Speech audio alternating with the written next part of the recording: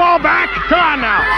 Again, and bring it in. Come on, let's get that ball over the uprights. Clark, let's have all those clothes gang. washed and ready for tomorrow's game, Yes, sir. okay? I'll take them in with the other equipment. Ken can't make it. They've got a lot of work to do.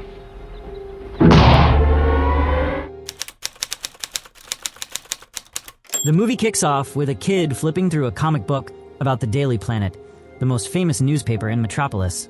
As the kid dives into the story, the scene zooms out to show the actual Daily Planet building and then pans way out into space, taking us to the planet Krypton. Krypton is home to a super advanced civilization with unique abilities, thanks to its intense gravity and the radiation from its red sun. The planet's leadership is a group called the Council of Elders, with each member sporting a crest symbolizing their clan. Among them is the brilliant scientist Jor-El, who carries the best crest of the House of El. Jor-El is busy overseeing the trial of 3 major troublemakers: General Zod, his silent yet intimidating sidekick Non, and the ruthless Ursa, who's got a twisted goal of wiping out all men except Zod. Despite his issues with the Council, Jor-El has no choice but to convict them. The dome above their city opens up, revealing the Phantom Zone, a terrifying prison where these villains are exiled forever. As they're being sent off, Zod promises revenge on Jor-El's family, even if it takes him centuries. Meanwhile, Ursa tries pleading for mercy, but there's no changing their fate. Jor-El has bigger worries, though. Krypton is spiraling closer to its red sun, and he's convinced the planet's doomed. But the Council isn't having any of it. They brush him off, and even threaten to imprison him in the Phantom Zone if he spreads panic or tries to escape with his family. Left with no other choice, Jor-El secretly builds a crystal spaceship for his baby boy, Kal-El. His wife, Lara, isn't thrilled about sending their child to Earth, a primitive planet with a yellow sun. But Jor-El knows the sun's radiation will give Kal-El incredible powers. As Krypton starts collapsing, Jor-El and Lara say a heart-wrenching goodbye to their son, placing a green crystal in the ship. This crystal carries all their knowledge and a piece of themselves. The spaceship blasts off just in time, as Krypton gets obliterated in a fiery explosion. The tiny spaceship, guided by Jor-El's voice, zooms across the galaxy and finally lands on Earth in 1951.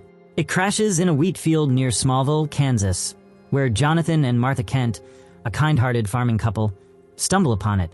They find a 3-year-old boy inside and decide to take him in, thinking he's some kind of miracle. It doesn't take long for Kal-El to show he's no ordinary kid. He lifts a truck to save Jonathan from an accident, leaving the Kents in awe. Fast forward 15 years and Kal-El, now going by Clark Kent, is a high schooler at Smallville High. He's the water boy for the football team and pals with cheerleader Lana Lang. Unfortunately, Lana's boyfriend, Brad Wilson, loves to pick on Clark. Despite the bullying, Clark keeps his powers under wraps, just as his adoptive dad, Jonathan, told him to. But he can't help showing off a little, like the time he kicks a football into orbit or outruns a speeding train. A little girl notices his stunts and tries to tell her parents, but they shrug it off as her wild imagination. One day, Clark gets home much faster than everyone else, leaving him confused about how he managed it. Jonathan gives him a pep talk, reminding him that he has a special purpose and shouldn't let others bring him down. Clark feels better, but tragedy strikes soon after. Jonathan collapses from a heart attack and passes away. Clark is devastated, feeling powerless despite his incredible abilities. Later, Clark hears a strange hum coming from the barn. He discovers the remains of his spaceship and the glowing green crystal inside. The crystal's activated, and Clark realizes it's calling him north. Though Martha is heartbroken, she knows this day would come and encourages him to follow his destiny. After a tearful goodbye, Clark sets off on his journey. Clark eventually reaches the North Pole, where he tosses the green crystal into the ice. To his amazement, it creates a massive, gleaming fortress of solitude. Inside, he finds a strange table with crystals and activates a recording of Jor-El's consciousness. Through this, Jor-El reveals the truth about Clark's origins and guides him on a journey to understand his role on Earth. By the end of this intense experience, Clark has grown into his full potential.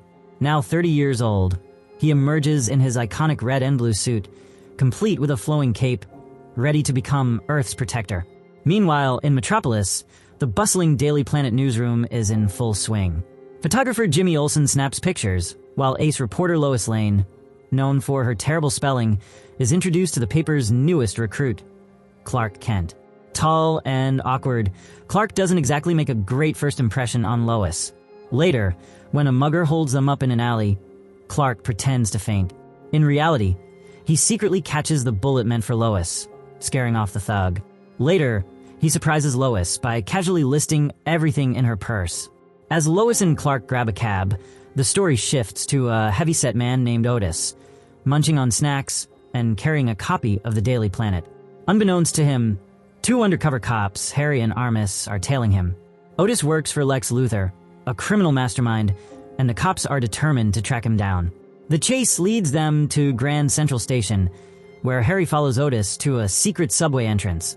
Otis waits in a tunnel as a hidden door opens, but when Harry tries to follow, he's spotted on security cameras. Luthor, watching everything, activates the door and sends Harry into the path of an oncoming train. Luthor's assistant, Eve Teschmacher, is horrified by what just happened, but Luthor brushes it off. He's unapologetically proud of his status as a genius criminal. He even shares how his father taught him that no matter what, land is the ultimate power, something people will always fight for. This philosophy drives Luthor's grand schemes. When Otis finally makes it to their hideout, he gets chewed out for being followed and is given the boring job of feeding the monstrous creatures lurking in a pit. Luthor, however, is more interested in a Daily Planet story about upcoming nuclear missile tests. He reveals his next big plan: to use those tests for a massive real estate scam that'll cement his status as a criminal mastermind. That evening, Lois Lane is scheduled to hop on a Daily Planet helicopter to meet up with Air Force One. As the chopper starts lifting off, a cable suddenly snaps and snags onto the landing skids, throwing everything into chaos. The helicopter spirals out of control and ends up teetering dangerously on the edge of a building. While the cops try to clear out the crowd gathering below, Lois tries to climb out of the mess, but ends up hanging by her seatbelt, completely helpless. Meanwhile, Clark Kent spots a yellow rain hat lying on the sidewalk, Lois's hat, and then notices the dangling helicopter. While everyone else is panicking and running away, Clark sneaks into a nearby building to transform into Superman. He rips open his shirt, showing off his iconic symbol, and spins through a revolving door at lightning speed, changing into his superhero suit. A nearby pimp, catching a glimpse of this, is left absolutely stunned. As Lois slips and starts to fall from the helicopter, Superman shoots up like a rocket and grabs her just in time. Holding her safely, he also catches the falling helicopter with one hand and carefully sets it back on the rooftop. The crowd below erupts into cheers, completely amazed. Lois, still trying to process everything, faints after asking Superman who he is. His simple response? A friend. Superman doesn't stop there. He goes on a spree of heroics, stopping a cat burglar with massive magnets, thwarting bank robbers, rescuing a kid's cat stuck in a tree, and even saving Air Force One after a lightning strike damages one of its engines. He's everywhere, doing everything. The next day, Superman heads back to the Fortress of Solitude to chat with the holographic spirit of his father, Jor-El. He opens up about how he feels about showing his powers to the world. Jor-El reassures him, saying he's proud of the way Superman has handled everything so far and reminds him to use his abilities for good. While Superman's actions dominate the news, Lex Luthor, watching from his underground lair, sees him as a big problem for his schemes. He's determined to take Superman down no matter what. Back at the Daily Planet, Perry White orders his team to dig up anything they can about this mysterious hero. But Lois? She's already ahead of the game. She receives a mysterious dinner invitation signed a friend. During their dinner, Superman charms Lois with his kindness and takes her on a breathtaking flight through the city skies. By the time they say goodbye, Lois is completely smitten and even gives him the name Superman in her article for the Daily Planet. Lex Luthor reads the story and starts piecing together a plan. He remembers a theory about Kryptonian radiation being harmful to someone like Superman and recalls a meteorite found in Ethiopia that could emit that exact radiation. Miss Teschmacher doubts the plan will work, pointing out that Superman could just see them coming. But then they realize Superman can't see through lead, a flaw they're eager to exploit. In the meantime, Luthor's gang targets 2 convoys transporting missiles for testing. They come up with clever disguises to distract security while they tamper with the missile's coordinates. However, Otis screws up the programming on one missile, claiming his arms were too short to properly enter the details. Luthor is furious and attacks him, but Miss Tessmacher steps in to calm him down and stop the chaos. Meanwhile, the Daily Planet discovers someone has been buying up massive amounts of land in the southwestern desert. This catches Perry's attention, so he sends Lois and Jimmy Olsen to investigate. Clark misses out on the assignment because he's been too passive. Not long after, Clark hears a high-pitched signal, a frequency only Superman and dogs can pick up. It's a challenge from Lex Luthor, threatening to release poison gas unless Superman comes to meet him alone. Pretending to have a headache, Clark sneaks away from his co-workers and transforms into Superman. Following the signal, he drills straight into Luthor's underground hideout, breezing past traps like machine guns, fire, and freezing liquid nitrogen without breaking a sweat. When Superman confronts Luthor about the gas threat, Luthor admits it was all a ruse to get him there. He reveals his real plan: to detonate a missile along the San Andreas Fault, triggering an earthquake so massive that California will sink into the ocean, making his newly purchased desert land worth billions. To cover his tracks, he'll launch a second missile at Hackensack, New Jersey as a diversion. Luthor smugly declares that Superman can't stop both missiles in time. Spotting a lead box, Superman assumes it holds the detonator. But when he opens it, he finds kryptonite, which immediately weakens him. Luthor uses the opportunity to put a kryptonite necklace around Superman's neck, gloating about how a mere human figured out how to take down the mighty Superman. Before dropping Superman into a pool to drown, Luthor reveals that the second missile is aimed at Hackensack, just for good measure. Luthor makes a major blunder, though. Because of Otis's earlier programming mistake, Miss Tessmacher realizes that her mother lives in Hackensack. Suddenly worried, she begs Superman to stop that missile first. Superman agrees, so she frees him from the kryptonite trap. Regaining his strength, Superman blasts out of the lair and races off to save the day. He first chases the missile headed for Hackensack. Although it dodges him several times, Superman finally manages to send it soaring into space. Unfortunately, the other missile detonates along the San Andreas Fault, causing a massive earthquake. Superman dives beneath the Earth's surface to stabilize the fault line, preventing the disaster from escalating. Afterward, Superman flies around rescuing people from the earthquake's aftermath. Then, he senses Lois Lane is in serious trouble. Her car has run out of gas and fallen into a massive fissure, burying her alive.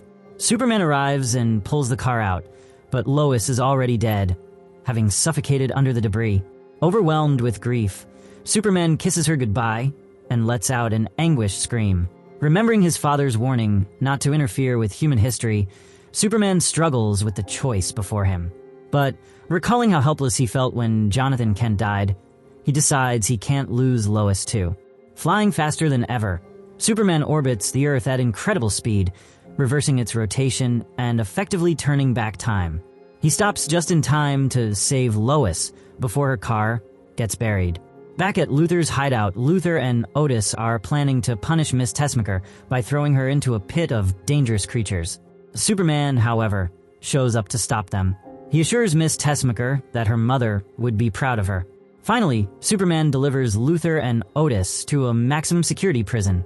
As Luthor rants about how unfair it all is, Otis cluelessly interrupts him. The warden thanks Superman for his heroic efforts, but Superman humbly says he's just doing his part. Then, with a smile and a wink, Superman flies off into the sky, ready for whatever comes next.